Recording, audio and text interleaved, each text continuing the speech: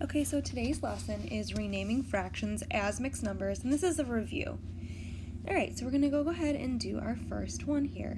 I have 10 thirds, and this is improper because my numerator is bigger than my denominator. So I'm going to read it from top to bottom, 10 divided by 3. So I'm going to write that down, 10 divided by 3. Alright, and how many 3's can go into 10 evenly? And I'm going to say 3. 3 times 3 is 9, and when I subtract that, I have 1.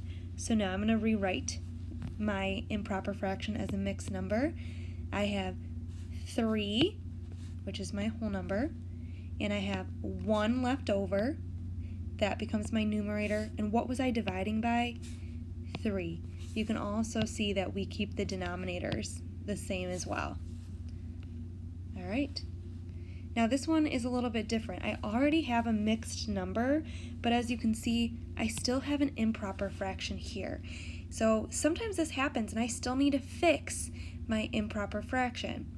So again, I'm going to read 19 divided by 9. I'm going to go over here and do that. 19 divided by 9. 9 goes into 19 2 times. 2 times 9 is 18, and when I subtract, I have 1 left over. Okay, so this problem, my answer ends up becoming 2, 1 left over, out of 9. But don't forget about this other 2 whole number that I had to start with. So I have to go ahead and add that back in to my problem. So my final answer is going to be 4 and 1/9. So this division problem that you do in the middle here is to take that improper fraction and turn it into a mixed number, but then don't forget to go back and look at your whole number that you had to start with.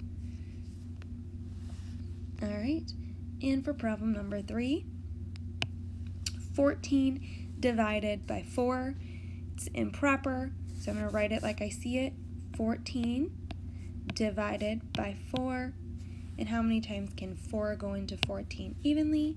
I'm going to say 3. 3 times 4, that equals 12. When I subtract, I have 2 left over. So the way I'm going to write this, I have a full 3. That's my whole number. I have 2 left over. That's my numerator. And then what was I dividing by? 4. Again, pay attention that your denominators will stay the same as well. So 3 and 2/4. And one last one to practice. 33/5. So I'm reading it 33 divided by 5. So that's the problem I'm going to write down. 33 divided by 5. And how many times can 5 go into 30? Let me say 6. Having your multiplication facts is going to help you so much, having them memorized. 6 times 5 is 30. And when I subtract, I have 3 left over. So I'm going to go ahead and rewrite this. I have a whole number of 6. I have 3 left over. And what was I dividing by? 5. Also, my denominators always stay the same. Alright, and here is your lesson practice. You have 3 problems using the division method to turn your improper fractions into mixed numbers.